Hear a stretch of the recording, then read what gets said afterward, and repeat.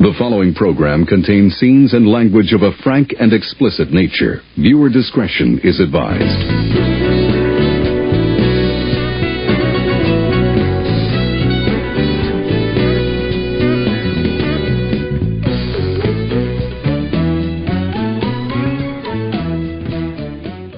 Hello and welcome to Film Jitsu, the podcast that wields films like deadly weapons.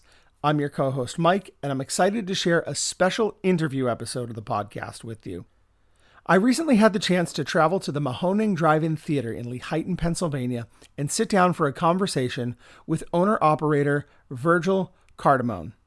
The Mahoning Drive-in is celebrating 75 years of operation this season, and they're the last drive-in theater in the country that still regularly projects 35mm film. They've bucked the industry's move to digital projection and have doubled down on being a retro drive-in experience, which you'll see from our conversation has proved wildly successful. My introduction to the Mahoning came in 2021 when I first attended Joe Bob Briggs' Drive-In Jamboree, and I absolutely fell in love with the place. Friends, when I tell you that the Mahoning is a magical place, I couldn't mean it any more sincerely, and I'm excited to share their story with all of you. You'll notice a difference in the audio quality for this interview because Virgil and I sat down right outside the projection room as the staff was gearing up for that evening's double feature presentation of The Goonies and The Monster Squad. In fact, they were showing the last remaining 35mm reel of The Monster Squad known to exist, and the stars of the movie, Andre Gower and Ryan Lambert, were on the lot that night to chat with fans and sign autographs. I'm not kidding you. For a movie geek like me, there is nothing like a night at the Mahoning. Virgil and I discussed drive-in culture and spent a lot of time talking about Jeff Mattox, their dear friend and master projectionist who passed away earlier this year, but whose spirit still lives on in the flickering lights of the original 1940s simplex projectors. I even sprung a round of pick-two-kick-two on him, and Virgil was a great sport about it. So, sit back and enjoy my conversation with Virgil.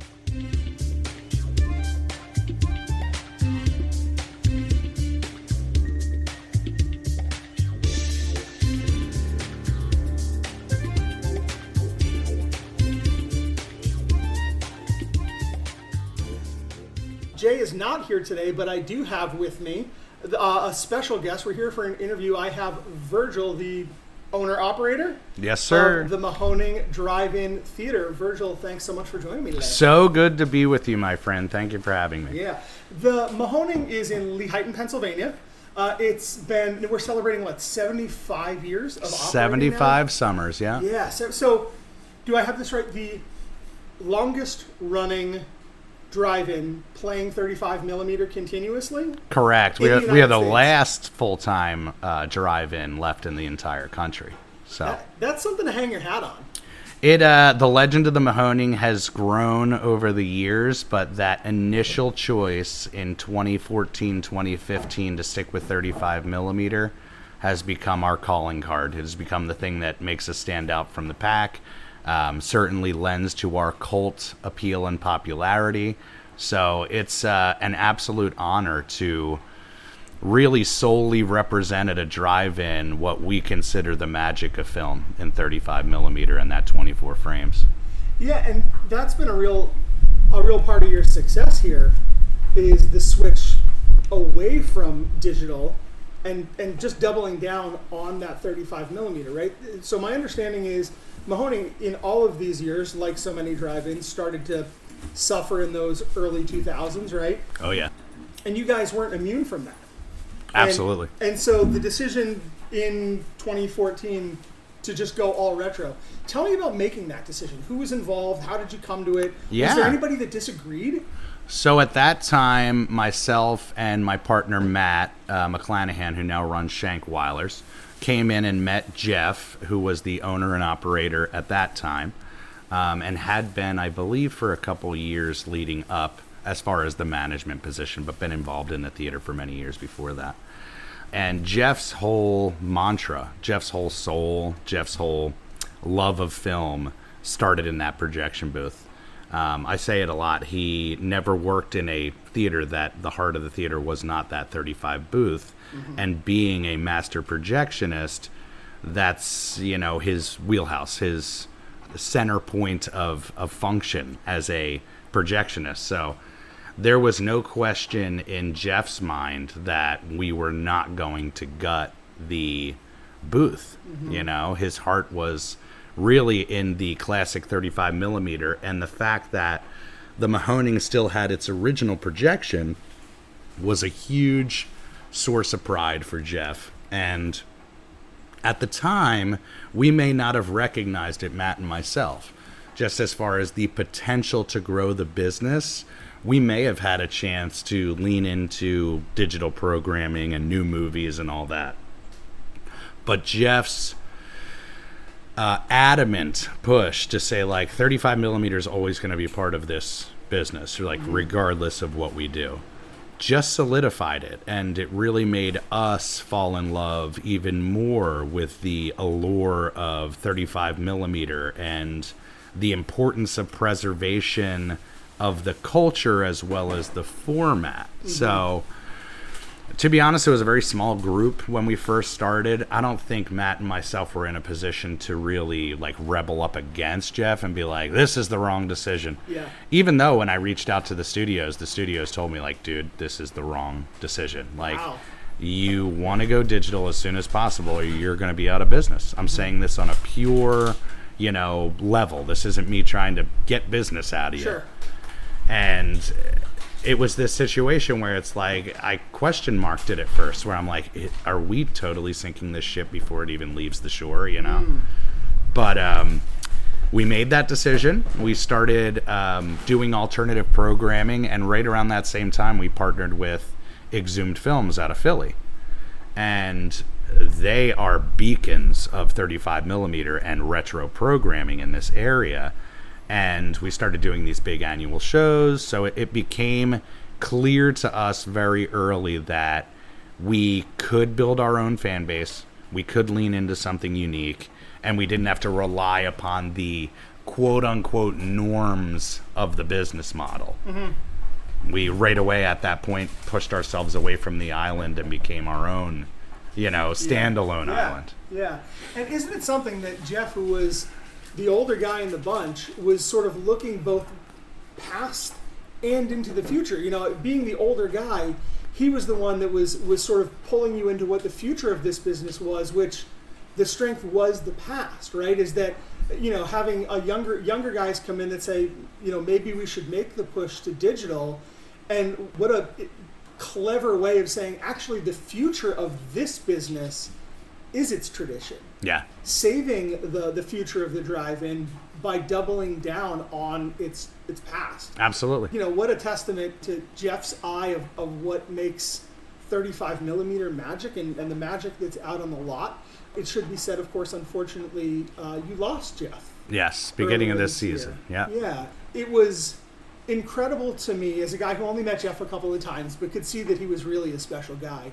The love that exists here with you and with your staff and all of those people that really came from him. I mean, you talked about the projection booth being the heart of the Mahoning, but Jeff was the heart of the projection booth, right? Yeah, and absolutely. So the outpouring of love that I saw from a distance, I remember tweets from Dana Stevens and Joe Bob Briggs, and some of the national outlets picked up the story of Jeff's passing. People that had never been here, but understood what an important part of the drive-in tradition he was and Mahoning was.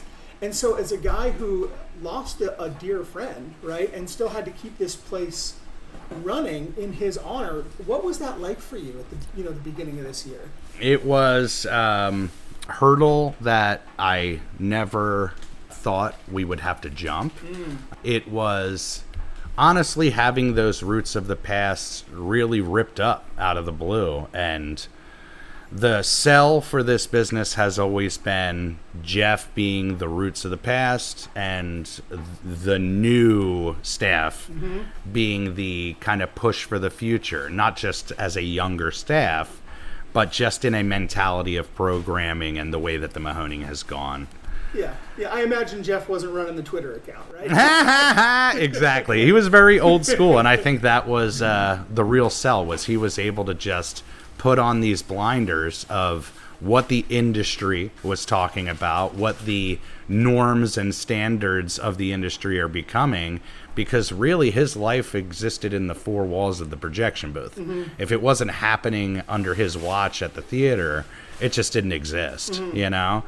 And that simple mentality is a huge sell for what we do. Yeah. There was a naivete at the beginning of this run to say, like, what do you mean we can't try this? Yeah. What do you mean we can't? We had no sense of, we are going to crumble this business if we try this, because at that time the business wasn't pulling anything. So it's like very much it can't get much worse than this kind of feeling, you know? Yeah.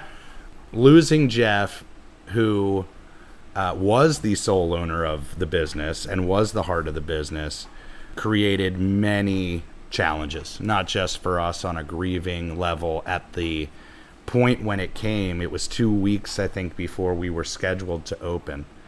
And for all of us to then take ourselves away from the business, focus on Jeff and his family and the services, and really sending Jeff off the way that we know he deserved.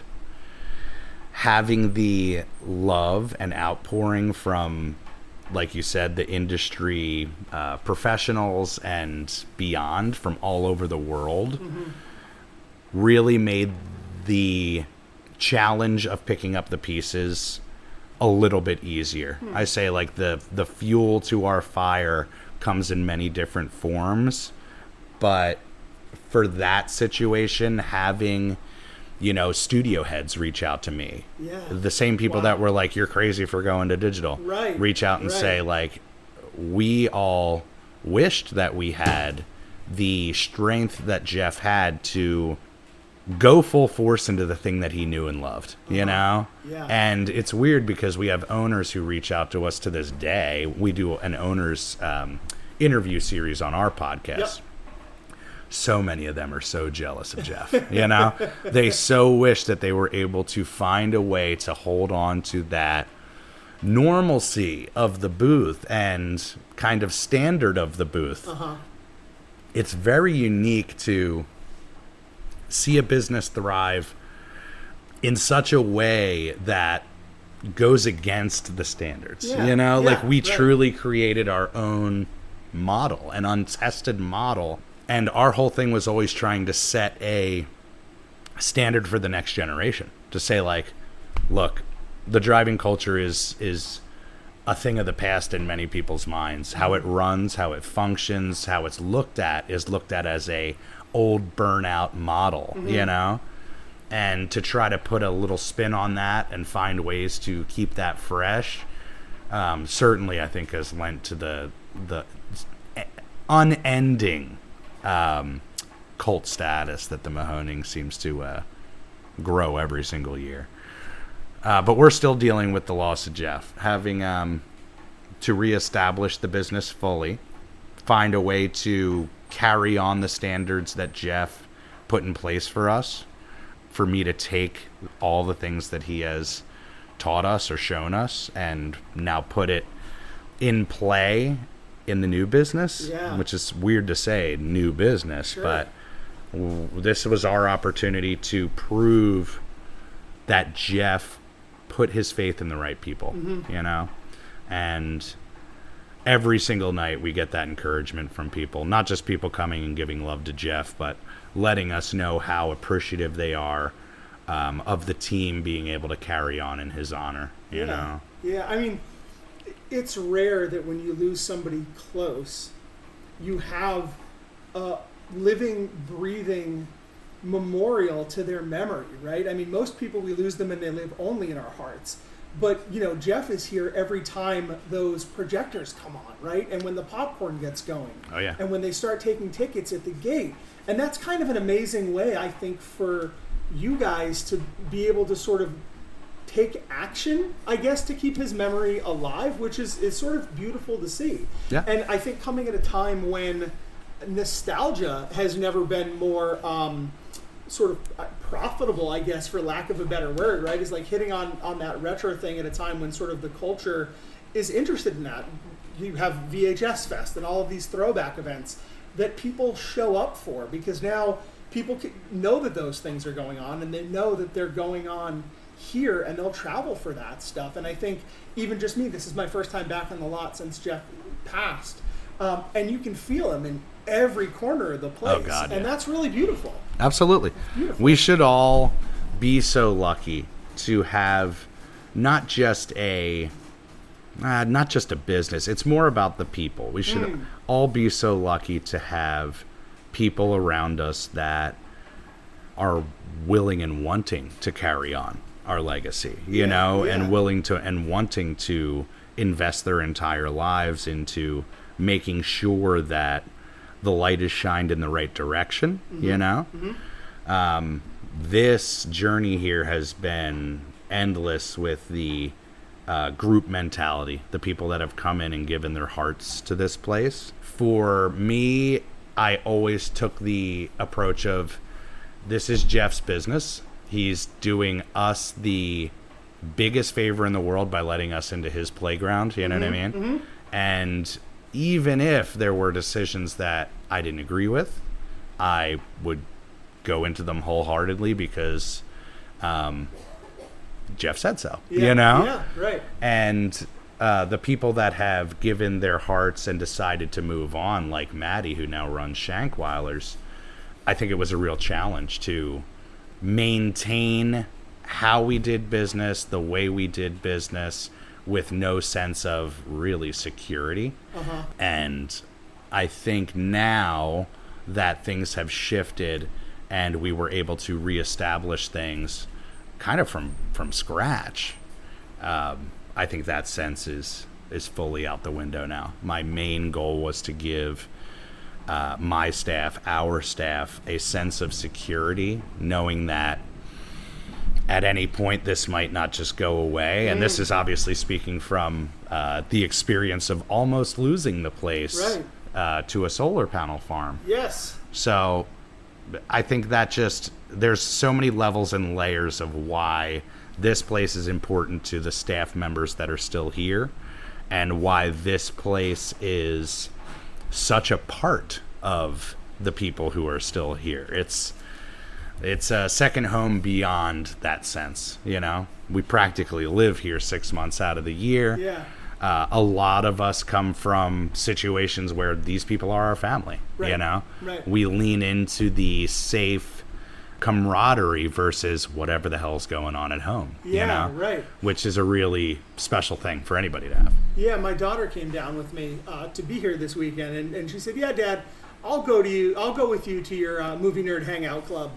And that's what she called. I was like, Yeah. "You know what? Yeah, movie nerd hangout club. I'll take that. Yeah, that sounds good to me." But it's so easy when people come on this lot, they realize, like, oh, this is what's happening. This is what people were talking about.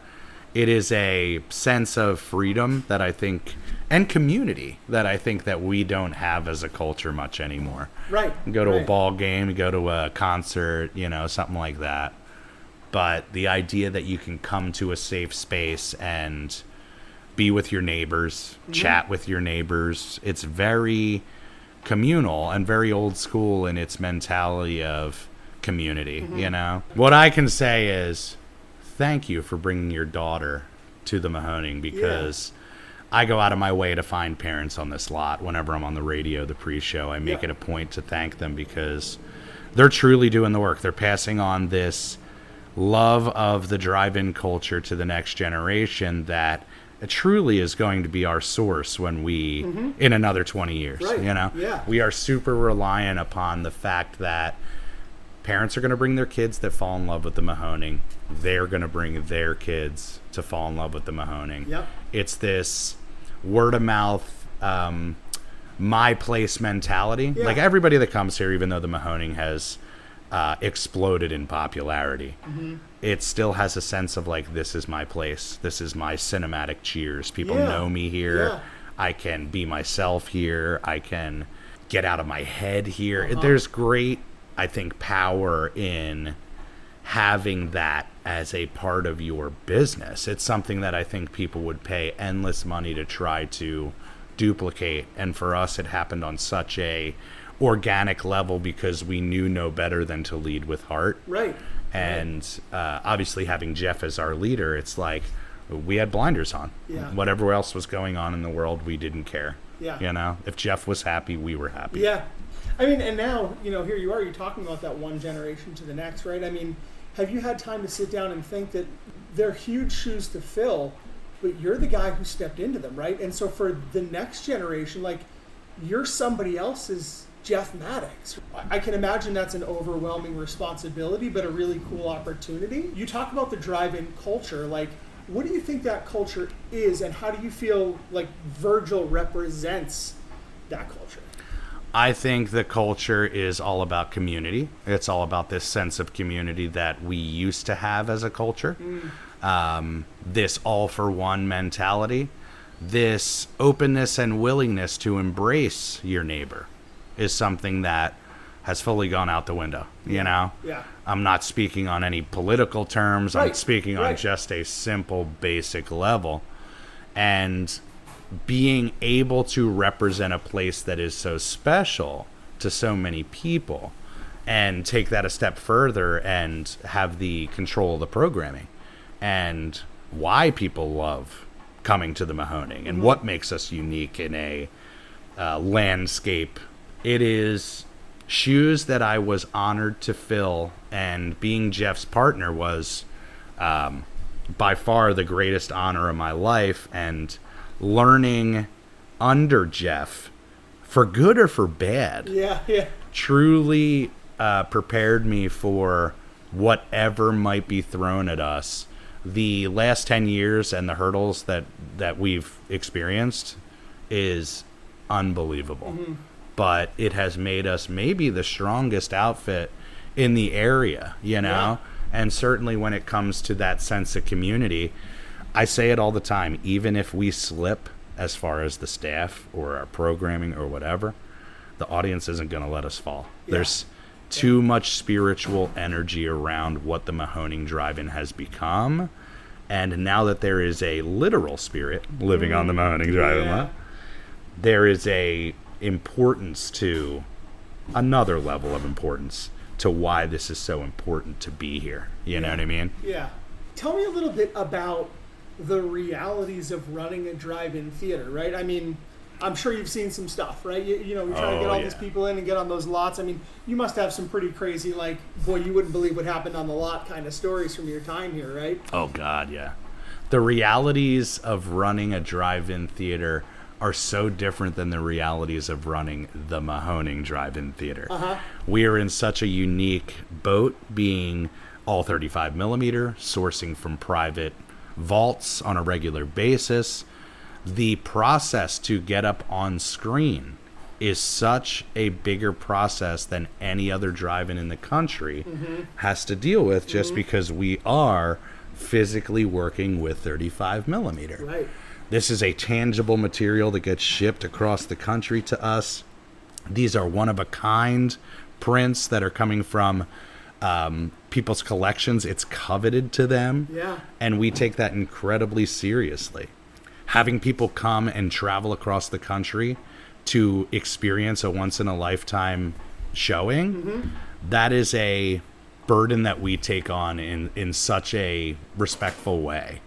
I think that giving people the reintroduction to the importance of 35 millimeter has become just as important to the fun movies we play, the hoopla, the spectacle of it all. For us, it is a Little Rascals mentality still, even though we've grown into such a powerful business.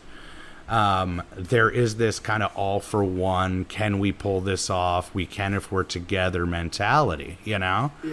And I think more than what we do on the lot with each show, the more important thing that the Mahoning represents is inspiration, for any owner out there that had to give up their theater, had to give up anybody in general that had to give up their thing because they were discouraged against it. To see somebody rebel against that and succeed, it feeds your fire in a way that it's the same thing that inspires me. It's the reason why I go after these underdog stories and lean into the young entrepreneurs in the area running their own businesses. It's like there is something bigger at hand than just, hey, we have a successful business. It's rare that people actually know or care about who the owner of a business is. Right. Yeah, it's the kind of thing that other businesses pay millions of dollars to try to create. And it's just in the DNA of the Mahoning. I drove almost 7 hours to be here yesterday. I got here, it was 100 degrees. And the first thing I did was say hi to you and then walk the lot picking up garbage because I love this place and I wanted to leave it a little bit better than I found it on my weekend, right? Like businesses would pay billions for that. Yeah. And it just exists here. It's a level of respect that, like you said, you'd die for. Yeah. You know what I mean? Yeah. To have that much love and that much respect around the place, it takes us to a whole nother level every single year. And even the quote unquote normal fan base that comes and just wants an hour or two to get out of their head, a simple form of entertainment, they catch on really fast when they see the community here. Yeah. I don't have to worry about, like I did running an indoor theater, a theater being trashed afterwards. Right. People have a level of respect and love for the place and want to see it survive that, perfect examples. People who are come and pick up trash. That's right. People who want to come and just lend a hand in any way. Volunteers still. Yeah. I haven't seen a speck of graffiti anywhere on the Mahoning lot. No. Nowhere. And you don't see garbage all over the place. You don't see people being careless with it. The one thing I refused to pick up while I was walking around, though, I love when you walk around the lot and you can still find the pull tabs. Oh, yeah. Right? Yep. I mean, those things must have been here for decades now, right? The old beer can pull tabs. They're a part of the environment now. Yeah, I love them, right? And every time I come, I grab one and bring it home with me, and I have them eventually make a nice necklace. I have them hanging on my rear view. Yeah, I love it. It's a little thing. You talked about the hoopla, right? And people come for that. And you're not just showing movies. You're sort of putting on these big events. You're having tug-of-war contests during Camp Blood, and you have all kinds of guests from the films come and that kind of stuff. What is your dream event? If you could just carte blanche, what is the event to end events that you would have here? I would bring out Quentin. I would mega power our two forces together and let the world know what they already know, in that what the Mahoning Drive-in Theatre represents in the film culture is just as important as what Quentin does on the West Coast. And having the support of people like that, it puts us into, I think, another category as far as what we're able to do, what we're able to try, how we structure our businesses, and like I always say, the Mahoning icing. We always have a fresh cake to go every weekend, But it's adding those layers and levels of icing that make people go, oh my God, this place is like another world. Tonight's a perfect example. You can come and watch your favorite movie, Monster Squad or Goonies, but to do a one-eyed Willie scavenger hunt around the lot, to have a treasure map, to meet the stars of Monster Squad, to immerse yourself in it like it's a rock concert. Yeah. And there are no velvet ropes here. The first time that I got to the lot, I helped Linnea Quigley hang her sign on the wall. I helped Joe Bob put his luggage in his rental van. Right? And, you can just walk up and meet people and say hi. And, nobody's behind a receiving line. There's not somebody checking your ticket. Once you're here for all of it. And that's a pretty amazing part of what goes on here. But that's why I want everybody, I want our listeners, I want everybody to come and experience that. You talked about Quentin. We like to play a game on Film Jitsu called Pick Two, Kick Two. Usually it's movies where we'll put 4 movies up and you can keep 2 of them forever and 2 of them go into the forbidden zone, lost for time. Wow, right? Okay. It's hard. We like to just kind of throw it at each other. Sort of similar to that, I want to play around with you. I'm not going to give you Quentin because I know you'd keep him, right? So I'm going to give you 4 people. If you could have any 2 of these folks at the lot, right? So this is it. I'm going to give you 4. 2 of them can come to the Mahoning. 2 of them will never come to the Mahoning. And you have to decide, right? Here are your choices. You can choose from Kevin Smith, Stephen King, Elvira, or Bill Murray. Jesus. I'm going to take Bill right off the list. Okay. Just because Bill is not a uber public guy. Yep. And our ability to bring in guests that are like-minded Yep. and want to play ball Yep. is so you don't think he's a good essential. fit necessarily? I think he could be. Sure. You know, Sure. Yeah. if we got him into it to come out for an event and, Yeah. you know, do I think he'd have the best night of his life? Hell yeah. Yeah, right. Reality, toss up. Sure. I'll tell this story. We tried for Elvira. Okay. So we wanted to bring Elvira out for a big fan event, I guess during the pandemic, right around the time that we had Bruce Campbell out. And it's a huge hurdle to get her, number one. But the idea of coming onto a dirt lot, being outdoors, being in the elements, roughing it, I guess you could say, isn't as big of an appeal to some people than others, you know, especially some of those Hollywood types that are like, look, you know, I'm used to being in an air-conditioned convention hall. That's right. So I'm definitely going to go with Kevin Smith. You know it. Most of the fans of ours know it. I'm a huge Kevin Smith guy. He is the guy that shifted my entire life from music and performance into film and exhibition. Yep. And more than that, just like the Mahoning is for many people, it's not always his work that is the fuel to my fire. Right. He's a guy who lives and lived in my ears since I was a kid. Mm-hmm. Literally that guy that was like, go follow your dreams. Don't give up. Keep going. Keep going. That is incredibly important, you know? Yeah. And you've given that the old college try with him, right? Oh, God, yeah. I mean, you stood up at a Q&A and invited him to the lot. So and he agreed to come every single year. I reach out to Kevin. I reach out to Jordan, his who runs his business. I know we are going to get to that glory day, and it's all going to pay off. He has clearly a ton going on. Right. He's running his own theater in Jersey, which was probably the coolest thing of meeting him at the Philly show was he said, we're just like each other. We're, breathing rarefied air, running theaters. And I never put those 2 and 2 together. But it's one of those things where I'm like, when Kevin comes to this lot, he will so fall in love with what we do, what we represent, which I know he already knows and loves already. But to be present for it would be a home run. And what was the other one? Stephen King, the man himself. Stephen King. We've done a few Stephen King weekends are kind of like overarching, hey, here's a double feature of Stephen King, which we could do forever. Right. He would be an absolute dream come true. We have Grady Hendrix come out every single year, and he's an author that we saw grow and explode. You know, like when he first came, gosh, it must have been like 2017 when we were first getting going. He had just released, I think, his second book, was finding his footing, his audience. Now Grady, his books get optioned before they even come out. Yep.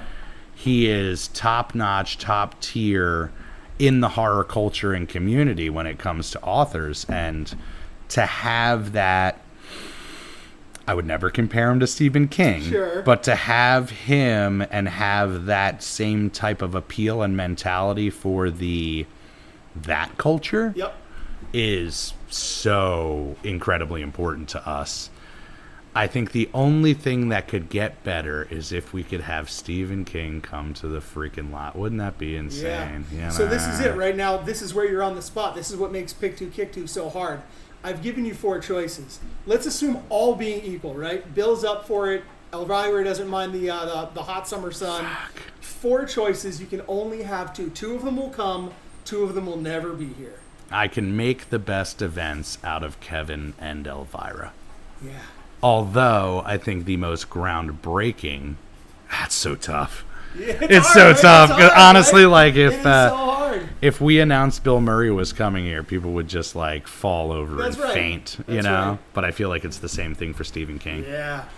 But Yeah. that's a fun one. That's a fun one. We're going Elvira and Kevin Smith. And you know what I love, and you didn't even catch yourself doing it, you said the best events I could make were those two. Even during Pick Two, Kick Two, it's about people on the lot. You know what? I don't have anything else I could say about the Mahoning any more than that right there. Virgil, thanks for spending some time with me today. We really appreciate it. Tell our listeners where they can go to support Mahoning, hear more from you, hear your podcast, give us all that stuff. Yeah, if you guys love the Mahoning or the idea of this all-retro outfit in the middle of nowhere in Pennsylvania, you guys can follow us on all the social media outlets. We're always giving updates and information about shows coming up. We also have the website, Mahoning DIT, like drive-in-theatre.com. We have a Patreon. We have a podcast. If you guys are fans of podcasts, which I take it you are if you're listening to this, we have Mahoning Drive-in Radio, which was born right here on the lot, thanks to Jeff, when we brought in one of his old radio booths into the 35mm booth and started running a pre-show radio show. So when people come to the lot, they're waiting for a couple hours for that sun to drop. They're getting a slice of entertainment with curated music and storytelling and all that stuff. And we had so much fun with that. Of course, we had to launch a podcast. Who doesn't, right? Who doesn't? Exactly. But that's a great one. Our Patreon is an amazing way to support our efforts, especially in the off season. And if you're somebody who's like, hey, I'm never going to be able to travel across the country to the Mahoning, we have merch available. We have all sorts of ways that you can support us. But probably the biggest way that anybody can support us is just telling a friend. Mahoning doesn't pay for advertising. We never have. Mm-hmm. Everything that we have and this legend that has grown is because a friend decided to tell a friend who told a friend. And there is a real, again, not to go back to it, power in having something passed to you from a friend. It's the old school mentality of like, you gotta listen to this. You gotta see this. When somebody that you know, love, and respects comes to you and says, there's some magic happening in this valley, you gotta see it. Like, I can't even explain it. You gotta see it. That's probably the biggest help that anybody can do, is just putting it on people's radar. In this culture, it's so important that we all support each other. So I'll say it until I'm no longer here. If there's a drive-in by you, support it. The only way this drive-in culture is going to survive and thrive and have its inevitable resurgence is if everybody does their part and takes them into their heart the way that they take the Mahoning into their heart. But honestly, I have to thank you, because things like this, shining a light on the Mahoning into an audience that might have no idea who the Mahoning is, it does wonders. And every single time that we can spread that love, we just feel Jeff smiling upon us. You know what I mean? I think that's what it's all about, is carrying on a legacy for the people who are no longer here and preserving this legacy for the people who don't know it exists.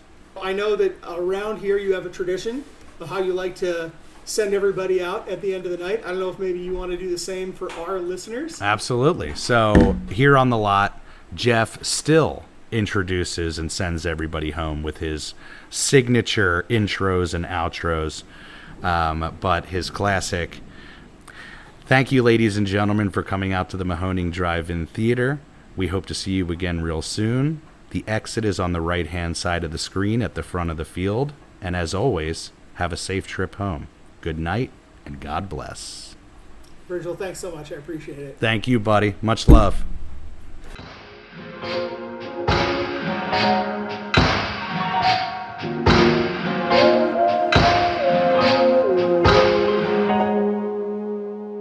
And that was my conversation with Virgil Cardamone.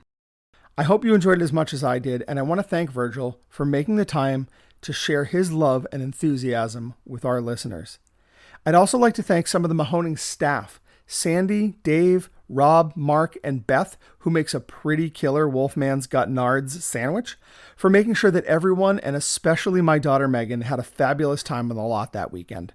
I also really want to encourage our listeners, if you can make the trip, please spend a night under the stars at the Mahoning Drive-in Theatre. And if you can't make it to Lehighton, I'd like to strongly recommend that you check out the documentary film about the Mahoning titled At the Drive-In, which is currently available on Amazon Prime, Tubi, and a host of other streaming platforms. You can also purchase the DVD, which, let's be real, physical media for life, am I right? On the dock, you can meet Virgil, Jeff, and the rest of the zany cast of characters that make the Mahoning tick. It will seriously charm the hell out of you. And most importantly, as we heard Virgil say, find the drive-in nearest to you and pay them a visit. Be a part of keeping this culture alive. The drive-in will never die. I also hope you'll come back to Film Jitsu next week for our regularly scheduled episode where Jason had to watch From Justin to Kelly, and we'll do our bottom 5 parties. I'm sure that Jay will be absolutely unhinged, which is my favorite thing. So, until then, this is Mike. I have been your host, and we'll see you next time.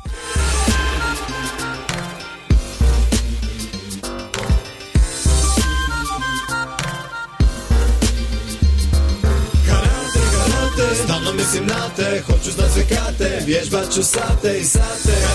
Karate, vježbat ću dok zadnji mi kjaj.